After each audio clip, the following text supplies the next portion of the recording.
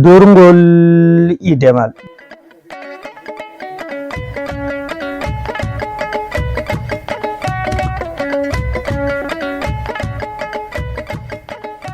Jama'are daroɓe Kode Radio International Abuja, assalamu alaikum. Barka meɗen lurki fotta nder taskaram Durngol Idemal. Bano anduɗon ni dirase were salinde min baali iga to koɗo amin on goto nder ardiɓe fulɓe fattude wuye nder Abuja lamorgo leydi Nigeria haalanta en dow haala nanganaye dare jam no ɗum yahirta hanyi waɗi ɗum sewi na goɗɗum sewni ɗum hande rayuwa ɗum kome ɗum wari saɗi andi denno feere e joni feere lokaci kome e hoyi fulaku mo eɗum jogi fulaku bo e gonga e lokaci ɗum ɗon to ayi hunde nde he joni nde wari nde ɗan sewi seɗɗa nanganaye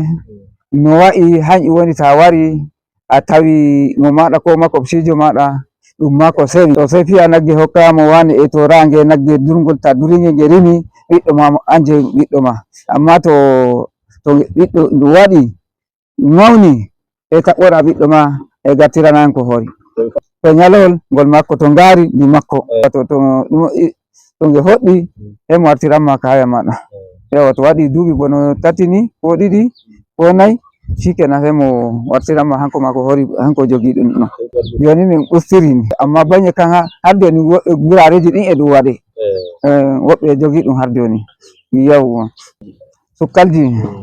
sukkalji bono a dañi ɓiɗɗo komin nufi e sukkalji ta dañi ɓiɗɗo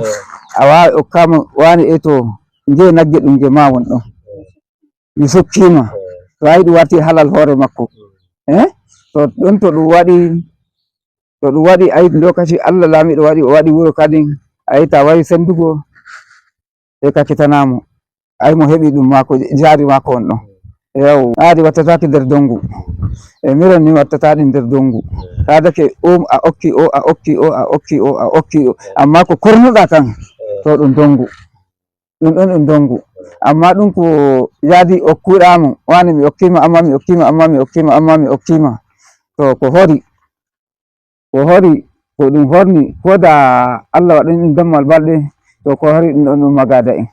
hañum ɓe sendata a wawai sukkamo a wawai sukka ayna farko ta wodi haali a wawai sukka bono baɗiroma ko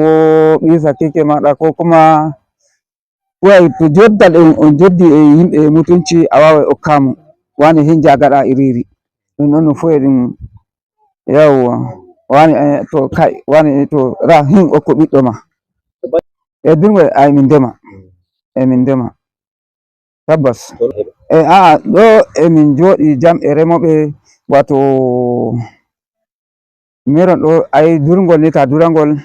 sakani e Allah a kiyayi a hakkilani a hefta matsala e remoɓe to amma bañi e remoɓe ɓen eɓe guto gonade iri tunda ko waddata matsala ɗum ɗon ɓe demai fu to lawol ɓe maɓɓi lawol ɓe maɓɓi degolle ayi wala to nayi jarta to nayi gari jarai to ɓe sukki nder gorde ɓe sukki nder tore gorde to nayi ɗi jarata to nayi gari nati dole matsala heɓo hanyu wata matsala e heɓo amma banda non to ladde ɗon ko waddatama e goɗɗo wala ko hawtatama e goɗɗo ko hawtatama e goɗɗo to ayi fulɓe ni handa jofa fulaku jofa fulfulde handa jofa amana ayi ɗum ɗiɗum ɗum to fulɓe handa jofa ɗum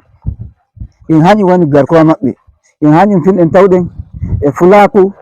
e semtende e kara e mutunci hañum andiraɗen hañum bo finɗen tawɗen ay handa fulɓe bo jofa ɗum ɗon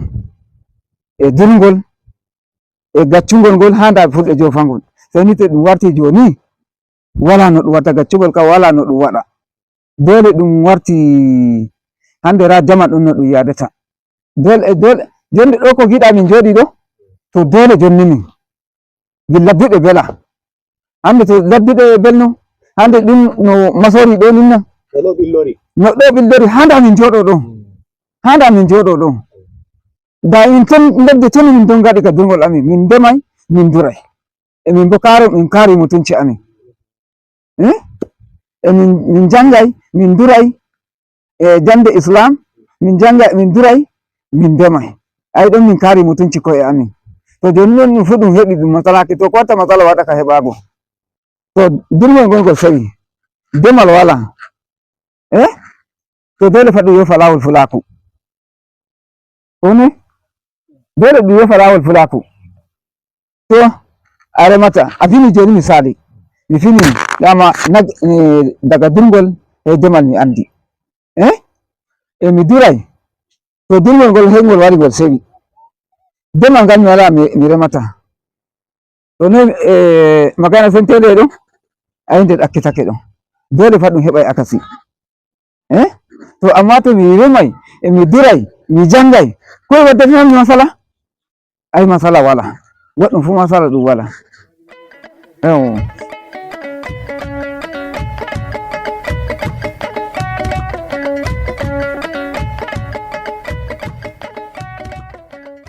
To hande ma ɗo min balninta taskaram kam ka nde asewere ma asewere jango min jokkay iga to min baali.